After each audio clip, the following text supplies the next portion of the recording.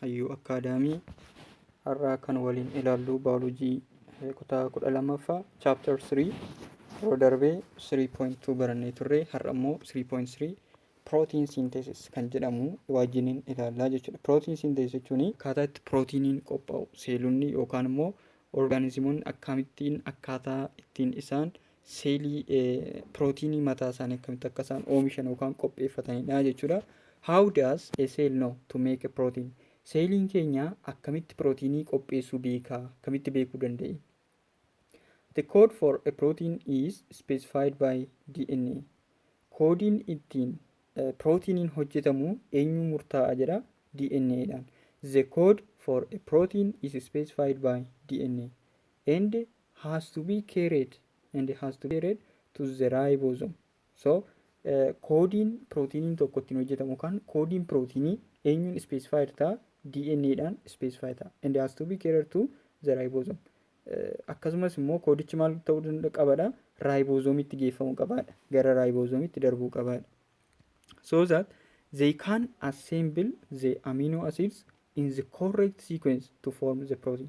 Then proteinii oomishuudhaa fi amino acidiin tooftaa ittiin sequencein uumamu jira. Sequencii sana immoo kan qopheessuu danda'u eenyudha jechuudha? Ribosoomidha.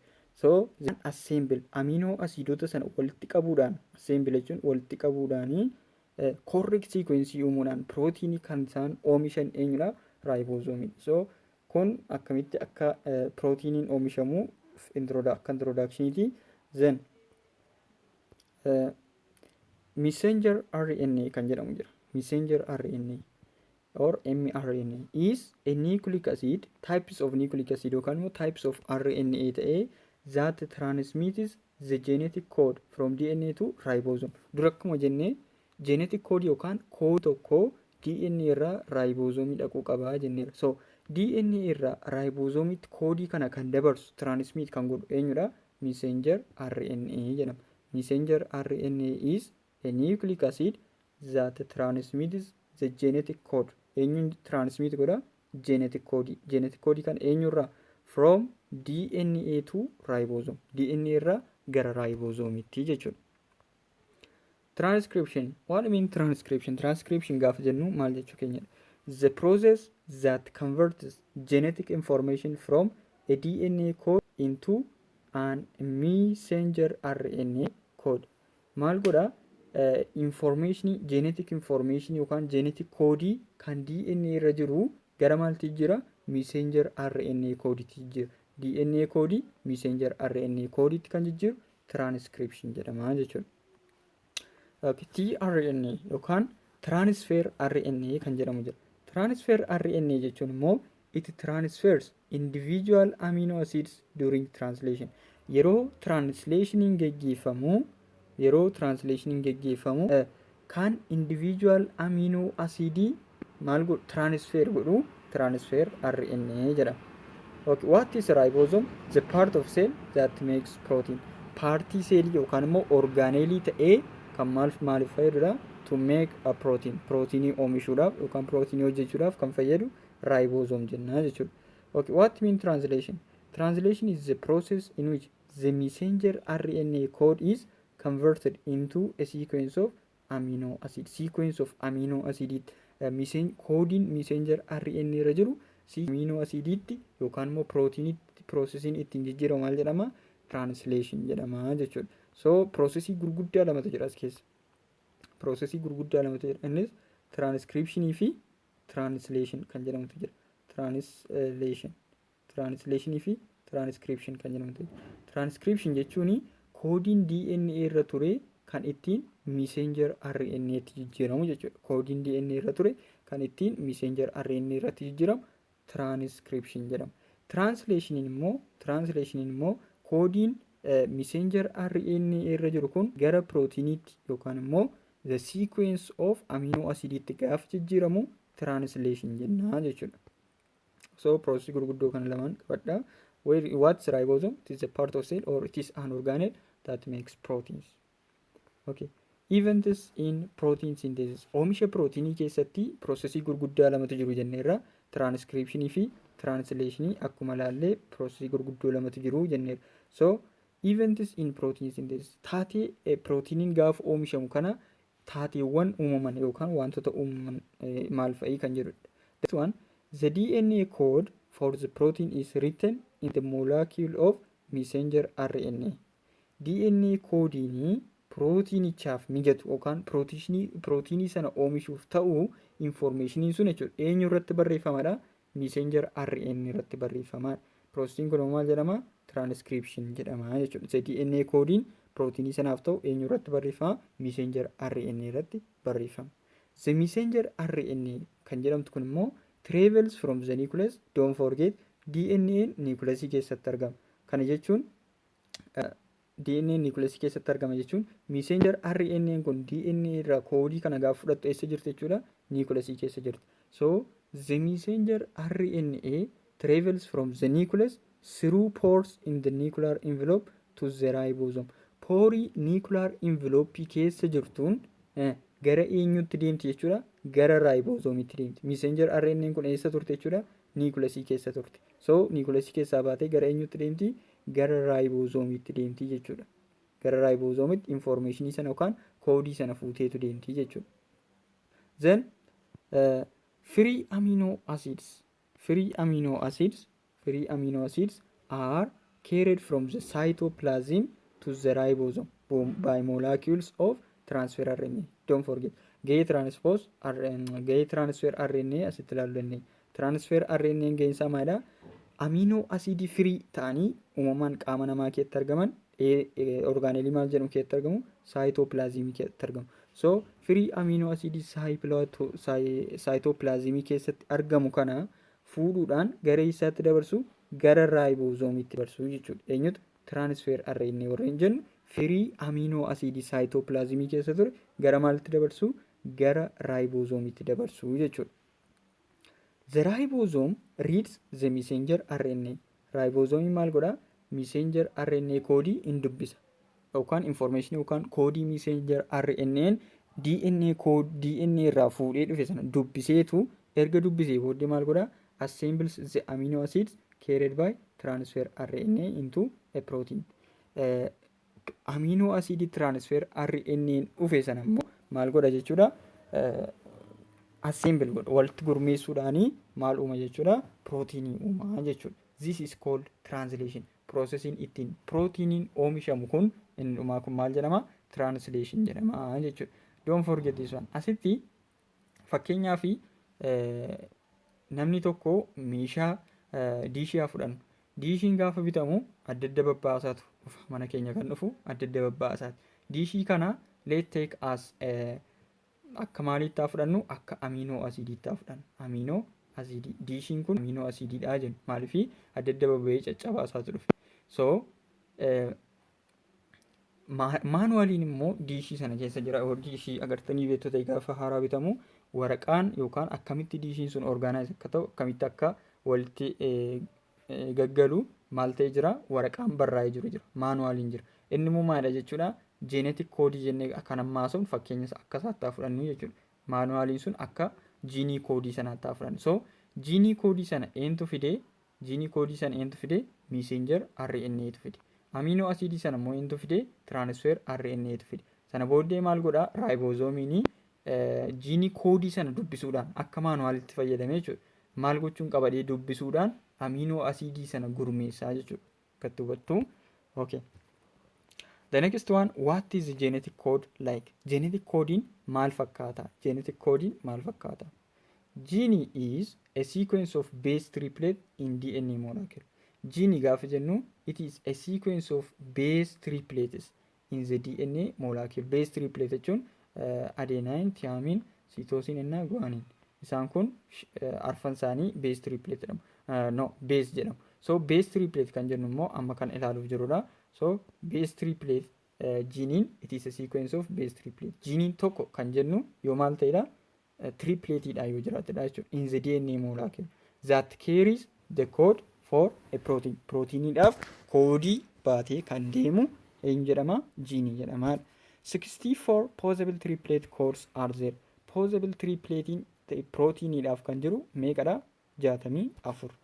Only 20 of them are used to make all the different proteins. pirootinii gosoota garaagaraa jiran hundumaa hojjechuudhaa fi triplet koodii 64 jiran keessaa 20 isaanii qofaatu hojjetaadha. 20 isaaniitu gahaa jechuudha. The rest 44 are spare and redundant. Isaan hafan 44 maalidha? Spare or redundantidha jechuudha. Achi keessatti gahee hin qaban, hojii hin qabanii jechuudha. Only one of the strand of DNA molecule. Only one of the strand of DNA molecule carries the code for protein, and this is called coding strand or sense strand. Kuma yeroo darbe ilaalle DNA strandii lama qaba jenneerra. Akkatti jira. DNA gidduu isaa immoo base basein jiru, nitrogen base kan jedhaman jiru. So kan DNA strandii lama qabu kana keessa tokkittii qofaatu maal ta'a? Proteiniidhaaf koodii baata. Isa kanatu baate taanaan isa kanadha. Yoo inni hin baatu ta'e immoo isa kanatu baata jechuudha. Maal koodii proteiniidhaaf kan baatu only one of the strandii lama keessaa isa tokkotu baata. Isa strandii koodii proteinii baatu kanaan immoo maal jenna? Coding strand or the sense strand jennee waamna jechuudha. Isa koodii hin qabneen immoo maal jenna? Non coding strand or anti-sense strand. Non coding strand or anti-sense strand jenna jechuudha. Most amino acids have more than one code. Amino acidii baay'een koodii tokko ol qabu jedha. Then look this one. Isaan kun maqaa amino acidiitidha. Keessa immoo maaltu jirti? Triplet beezii isaaniitu jirti jechuudha. Kan ofii keessanii ilaala. Okay. Examples. Example yoo ilaalle arginine has 6 probabilities of triplet. Triplet koodii probability meeqa qaba? 6 jedha. Methanoin and tryptophan only one triplet code. Triplet koodii meeqa qofaa qabu? Tokkittii qofaa qabu jechuudha. Okay. Triplet code kan jennu bifa kanaan kan barraa'anidha. Triplet code jennee kan waamnu jechuudha. So fakkeenyaaf TAA thiamine adenine triplet coding kun maalidha? Do not code for amino acids at all. Amino acidiidhaa fi koodiidha hin jennu guutummaan guutuutti. TAG thiamine adenine guanine are stop codes. Isaan kun immoo maal jedhamanii beekamu? Stop codes jedhamanii beekamu. Thiamine guanine adenine signify the end of coding sequence. Isaan kun immoo maal agarsiisudha? Coding sequencing koodii sana dhumuusaa dhumarra dhufu jechuudha. Isaan kun iddootti sequencing sun dhumu kan agarsiisanidha jechuudha. Isaan kana shamaddaduun isin gaafatu garuu yoo ilaaltan gaariidha. Okay. DNA code. DNA koodiin akkuma malaallee tripletidha jenneerra. So isaan kun maalidha? Property DNA koodiin tokko qabudha. Fakkeenyaaf DNA koodiin maalidha jennee? Tripletidha jenna. DNA koodiin maalidha? Degeneratedha. Maal jechuudha? Degeneratedha gaafa jennu there is an extra capacity of producing amino acids over and above what is essential. Hamma barbaadamuun olitti maal gochuu danda'a? Amino acidii oomishuu danda'a. Capacity isaa qabaa jedha. So degenerate jennaan isaan. DNA code is non-overlapping. DNA code maalidha? Overlap waliin godhu. Each triplet is distinct from all other triplets. Tripletiin tokkittiin ishee maalidha? Garaagaradha. Warreen kaanirraa garaagaradha jechuudha. The last base in one triplet cannot also be the first base in other triplets. The last base in tripletii tokko kan isa tokko maal ta'u faristii irra ta'uyyuu hin danda'u. Even kanayyuu ta'uu hin danda'u. Kana jechuun maal agarsiisuuf non overlappingidha jechuudha. Of danda'aadha jechuudha. Okay. Another thing about DNA code is it is universal. Universalidha DNA code. Example, TAT is a triplet code for tyrosine. Tyrosine fi universalin maalidha? TAT. TA in human. A giant redwood, a bacterium or in other living organisms. Organismoota akka human dhala namaa redwood kanneen jedhan baakteeriyaa keessatti illee maalidha? TAT dhuma iddoo hundattuu jechuudha. Kana jechuun universalidha. Organismoota hundumaafuu wal fakkaataadha jechuudha. Okay. So isaan kun arfan yeroo baay'ee qormaatarra kan gaafatamanidha. DNA koodiin kaaraakterii akkamii qaba yoo jedhame tokkoffaa tripletidha. Lammaffaa degenerate. Sadaffaa non overlappingidha. Arfaffaa universalidha. Okay.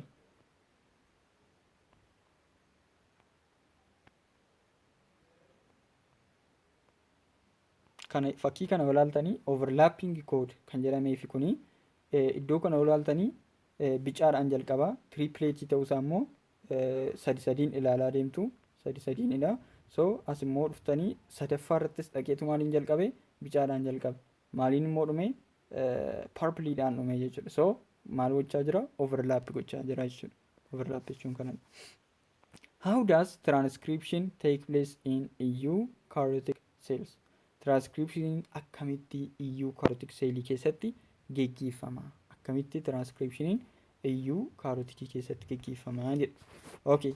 Messenger RNA is similar to DNA in that it is built from nucleotide. Messenger walfakkeenyi messenger RNA fi DNA maaliinidha? Lamaan isaaniiyyuu eenyurraa hojjetamanii? Nucleotide irraa hojjetaman. So it differs from DNA in the following ways. Garuu immoo DNA irraa messenger RNA kan inni ittiin adda ta'u kanneen armaan gadiitiin jedha. Tokkoffaa it is much smaller molecule. DNA irra moolaakilii baay'ee xiqqaa ta'edha messenger RNA. It is single stranded. RNA guutummaan guututti maalla single strandedidha. Thiamine is replaced by uracil. Thiaminiin DNA keessa jiru gaafa messenger RNA keessa ta'u maaliin bakka bu'aa? Uracilidhaan bakka bu'aa. The sugar is ribose but not deoxyribose. Sugariin messenger RNA keessa jiru maal jedhama? Ribose jedhama. It is not deoxyribose. So this is the difference between DNA and the messenger RNA. Walfakkeenyi isaanii tokkoof tokkummaadha. They are both formed from or built from nucleotide. Triplets of bases in messenger RNA. Triplets of bases in messenger RNA that code for amino acid are called codons. Triplet base in messenger RNA amino acid tokko jechuudhaaf kan isaan code ta'an maal jedhamu? Codons jedhamu. The messenger RNA codons are identical to the DNA triplets that code for specific amino acids except that uracil is substituted for thiamine. Codoniin messenger RNA irra jiru kan DNA triplet irra jiru faana wal fakkaata for specific amino acid wal fakkaataadha jedha. Garuu adda addummaan isaanii maal qofadha? Uraciliin thiamineedhaan bakka bu'a DNA keessatti. Fakkeenyaaf maal jechuu barbaade? Codoniin messenger RNA keessa jiru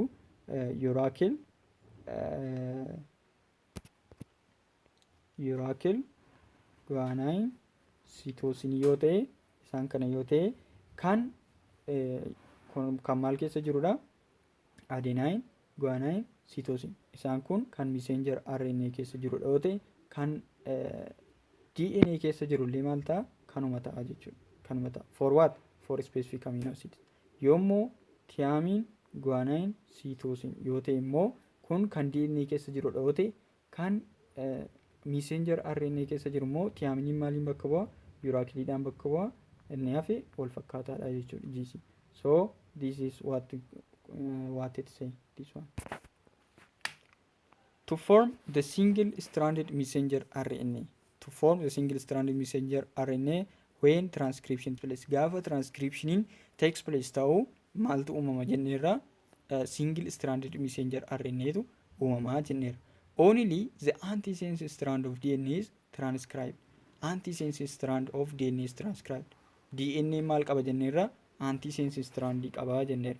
So kan transcribed ta'u kan messenger RNA te transcribed ta'u eenyudha jechuudha? Antisense strand kanadha jechuudha.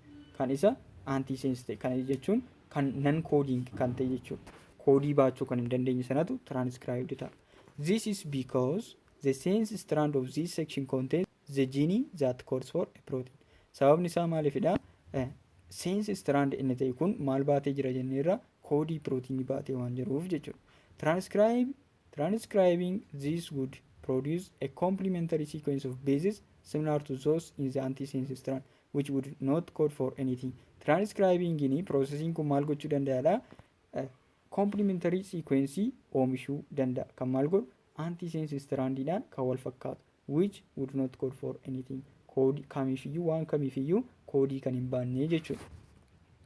In eukaryotic cells, transcription takes place in the following way. Eukaryotic keessatti transcription yookaan messenger RNA karaa ittiin uumamu karaa armaan gadiitiinidha jedha. Tokkoffaa the enzyme DNA dependent RNA polymerase binds with a section of DNA next to the gene to be transcribed. enzymiin DNA dependent RNA polymerase jedhamu section of DNA isa maal ta'uuf jiru transcribed ta'uuf jirutti walitti hidhamaa bindisaa. Second, transcription factors activate the enzyme. Faaktaroonni transcriptionii maal godhu enzyme sana activate godhu. Third, the enzyme begins to unwind a section of DNA. Enzyme maal gochuu danda'u jalqabu jedha section of DNA sana unwind gochuu jalqabu double ta'e kan ture yookaan double strand isa bakka lamatti baasuu jalqabu unwind gochuu jalqabu. RNA polymerase moves along the antisense strand. Enzyme RNA polymerase maal gooti gara antisense strand deemuudhaan using it as a template for synthesizing the messenger RNA. Antisense strand san akka fakkeenyaatti yookaan akka template itti fudhachuudhaan messenger RNA oomishtii jedha. The fourth one, the polymerase assembles free RNA nucleotide into a chain. Polymerase immoo RNA free ta'anii bilisaan argaman walitti qabuudhaan maal godha chainii uumaan in which the base sequence is complementary to the base sequence on the antisense strand of the DNA. Base sequence isa kan eenyu faana kan wal fakkaatu antisense strand faana kan wal fakkaatu. This therefore carries the same triplet code as the sense strand. Isaan kun amma maal godhu triplet coding isaanii kan sense strand faana wal fakkaataa ta'aa jechuudha. Complementary ta'aa jechuudha. Except the uracil replaces thiamine. Garaagarummaan isaanii maal jenneerra uracilin thiamineedhaan bakka kanuma qofa. The completed molecules leaves the DNA. The completed molecule maal godha DNA baasa. The strands of DNA rejoin and recoil. Strandin DNA adda bahee ture maal ta'a jechuudha walitti deebi'aa jechuudha. The messenger RNA molecule now contains the code for the protein that was held in the DNA of a gene. Processii kana booddee yookaan steepota shanan amma laalleen booddee messenger RNA maal godha jechuudha information yookaan koodii DNA keessa ture qabataa jechuudha of harka tursaa jechuudha messenger RNA. Processii kana hundumaa booddee kan inni koodiin DNA irra ture messenger RNA tti darbu jechuudha. Okay. How does translation takes place? Akkamitti translationiin geggeeffama? Translation jechuun processii ittiin proteiniin oomishamu jenneerra. So akkamitti geggeeffama? Translation of the messenger RNA code into a protein. Translationiin jechuun koodiin messenger RNA proteiniitti kan ittiin jijjiiramu jenneerra. Depends on the interaction within a ribosome between messenger RNA and transfer RNA. Hariiroo yookaan interactionii ribosomii fi messenger RNA fi transfer RNA gidduu jiru irratti hundaa'a jechuudha. Kan ittiin translationiin geggeeffamu. All transfer RNA molecules have the same basic structure. Transfer RNA moleculein hundumti isaanii jedha basic structure wal fakkaataa qabu. Transfer RNA has at one end a triplet base called an anticodon which is complementary to one of the messenger RNA codons. Transfer RNA ni caafii isaa tokkorraa maal qabadha triplet base anticodon ta'e qabadha which is complementary. Kun immoo inni faana complementary dha messenger RNA codon ifaan kan wal fakkaatudha. What mean anticodon? A triplet on transfer RNA complementary to a codon in messenger RNA. Messenger RNA irra kan jiru faana transfer RNA tripletiin transfer RNA irra jiru codonii messenger RNA irra jiru faana complementary yoo ta'e anticodon jennaa jechuudha. The other end of the transfer RNA molecule has an attachment site for the amino acid that is specified by the messenger RNA codons. Indi yookaan caafiin transfer RNA inni kan biraa immoo maal qaba jechuudha attachment site bakkatti amino acidiin maal ta'u attach ta'u qaba. Kun immoo eenyuun adda ba'a yookaan specified ta'a messenger RNA codoniidhaanii jechuudha. Ribosomes are made from RNA and protein organized into a large and a small subunit. Ribosomiin kan inni irraa hojjetame maarraatidha. RNA fi protein organized into a large and a small subunit. Proteinii large fi smalliidhaan maal ta'an organized ta'an irraa.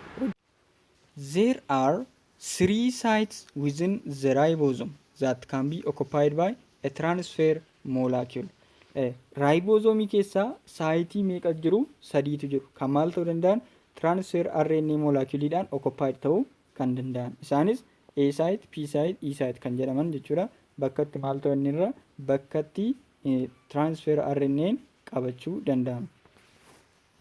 Okay, E site kan jennu kana P site in asirraan okay isaan kana jechuudha. The structure of a ribosome, structure ribosome kana fakkaata.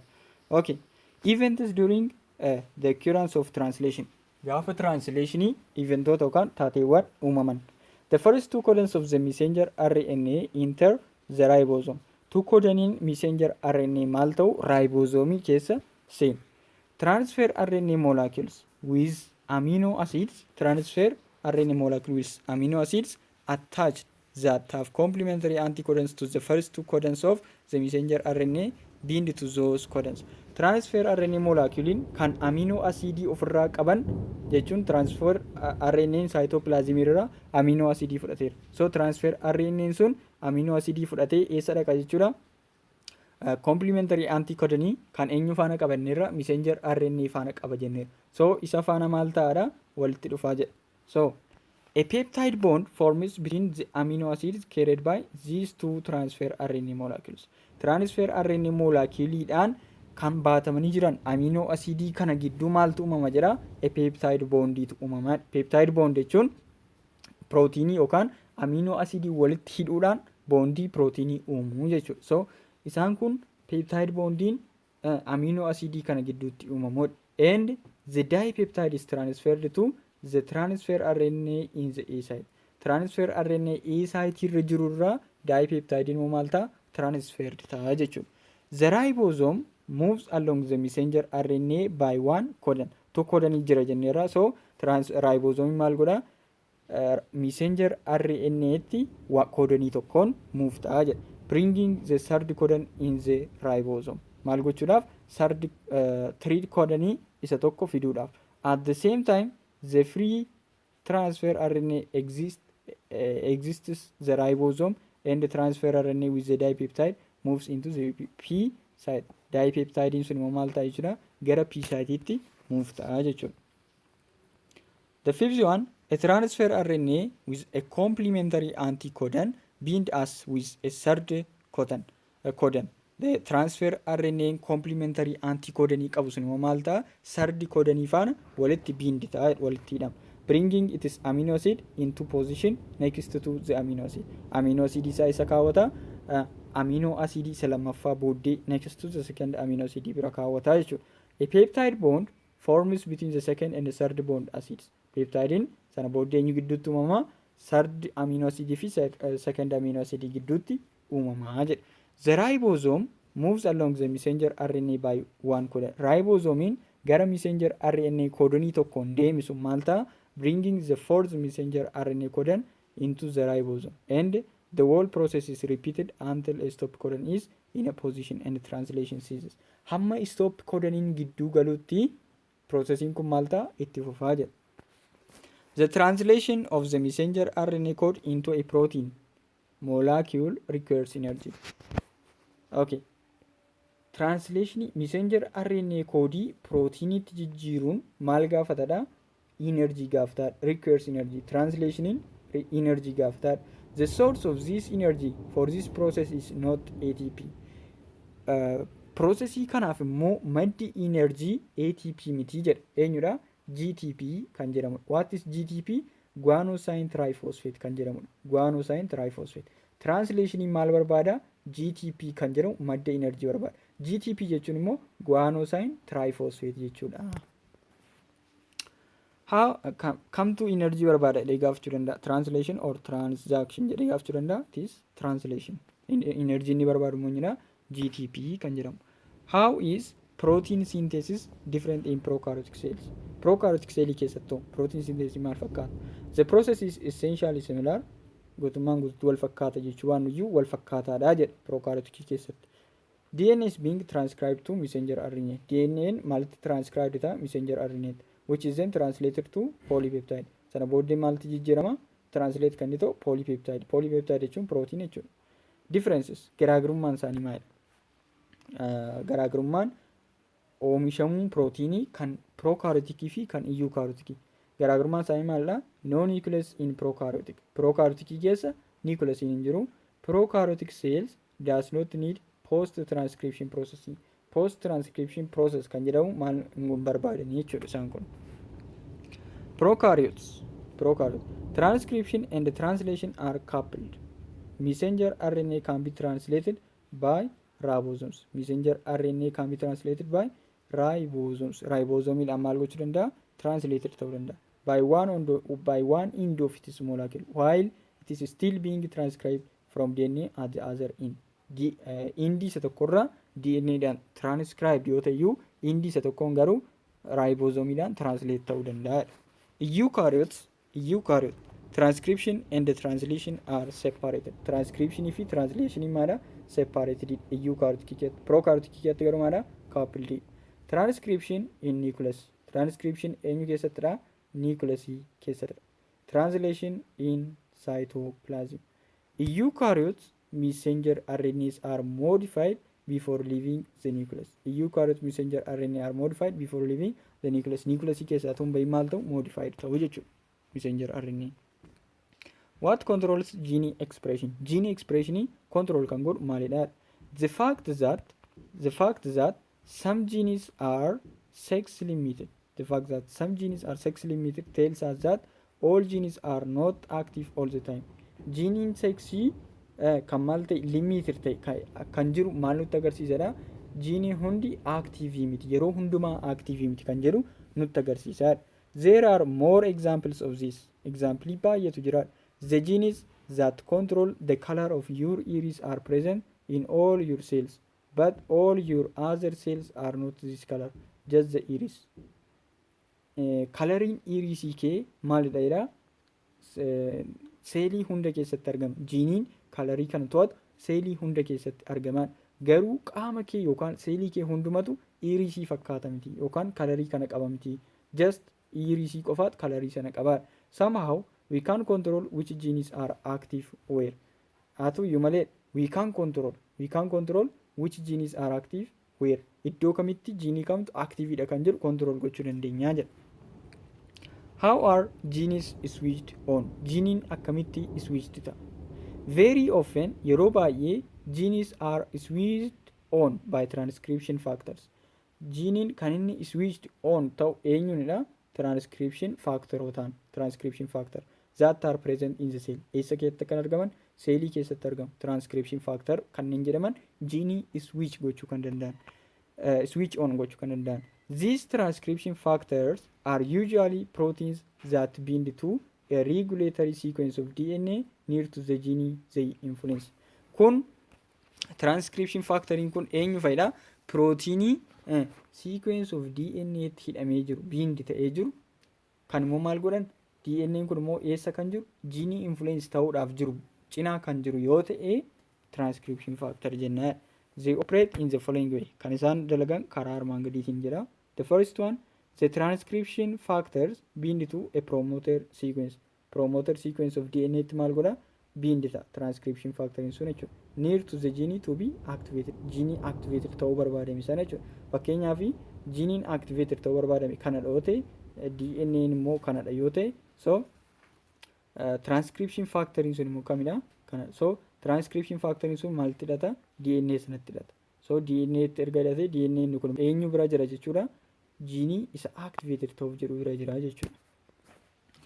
Second, RNA polymerase binds to the DNA or transcription factor complex. Enzymiin RNA polymerase jedhamtu DNA tti yookaan immoo transcription factor itti maal gooti? Bind taati, hidhamti jechuudha. Then the RNA polymerase is activated. Sana booddee enzymiin RNA polymerase maal taati? Activated taati and moves away from the DNA or transcription factor complex along the gene. DNA irraa yookaan immoo transcription factor irraa gara eenyutti deemti jechuudha? Gara gene activate ta'uuf jirutti deemti jechuudha. Egaa activated taatee booddee. The RNA polymerase transcribes the antisense strand of the DNA as it moves along. The gene is now being expressed. RNA polymerase yookaan enzymiin sun maal goote jechuudha? Antisense strand of the DNA sana itti qabata. Sana booddee isa faana move along ta'uudhaan gara isaatti deemuudhaan geeniin sun maal ta'a jechuudha? Sana booddee expressed ta'a jechuudha. Inni ibsamaa jechuudha. How are genes switched off? Amma akkamitti akka geeniin switched on ta'uu ilaallee amma immoo how genes are switched off. Gene akkamitti switched off ta'a. Besides transcription factors that promote the expression of genes. Transcription factor maal godha? Gene maal express godha. Promote the expression of gene. Expression of gene maal godha? Promote godha. And transcription factor. Other factors can act to repress the gene action. Faktoroonni kanneen biroon immoo maal gochuu danda'u? Gene actionii repress gochuu danda'u jechuudha. One group of substances that does this is known as short interfering RNA or siRNA. Short interfering RNA substanceonni jedhaman gene maal godhu? Repress godhu. Gene actionii repress godhu. These RNA molecules are unusual. RNA molecule isaan kun maadha? Unusualidha. Kan hin baratamnedha. Why? Because they are very short. Baay'ee gabaabduudha yookaan shortidha. Only about to 21 to 23 nucleotide longii kan isaan qaban and are double stranded. Don't forget this one. DNA double stranded dha jenneerra. RNA immoo hundi isaanii maaldha jenneerra? Single stranded dha jenneerra. Garuu siRNA yookaan immoo short interfering RNA kana kan adda isa godhu maaldha jenneerra? Unusualidha kan ta'eef maaliif double stranded dha. Double strand akka amala DNA jechuudha. Double stranded dha. They don't act on the gene itself. Gene irratti maal hin godhani? Act hin godhan. But they interfere with or silence the messenger RNA once it has been transcribed from the DNA. Act gene sana irratti maal hin godhani? Act hin godhan. Garuu maal godhu? Interfere yookaan immoo silence godhu. Messenger RNA sana ergan yeroo tokko qofa transcribed ta'eeti DNA sana yookaan messenger RNA sana silence godhu yookaan interfere godhu keessa seenuu jechuudha. This is called post-transcriptional interference. Kun maal jedhama? Post-transcriptional interference jedhama. If the messenger RNA is prevented from translating its codons, messenger RNA ni codon isaa translate gochuurraa yoo dhorkamedha, then the protein for which the gene codes cannot be built. Protein maal ta'uu hin danda'udha? Oomishamuu hin danda'udha. The gene has effectively been silenced. Gene sana booddee maal ta'a? Silenced ta'a. Biologists think that the action of siRNA is as follows. Action ishee akkamidha? Tokkoffaa, double stranded RNA is produced in the nucleus from a range of genes. Geeniiwwan garaagaraa irraa double stranded RNA nucleus keessatti uumamaadha. It is then split into the very short lengths. Sana booddee lengthii baay'ee xixiqqootti qoodama. Split ta'a. That characterize the siRNA by an enzyme called deser. Enzyme deser jedhamtuuni maal ta'a? Split ta'a jedha.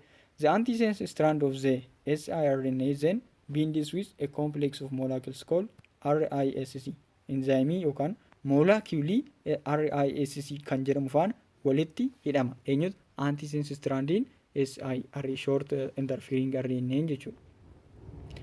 Then the siRNA or short interfering RNA binds with the messenger RNA and allows RISC to degrade or cleave the messenger RNA into small fragments. Small fragment yookaan messenger RNA xixiqqoon akka bahu dhiibbaa irratti uumaadha.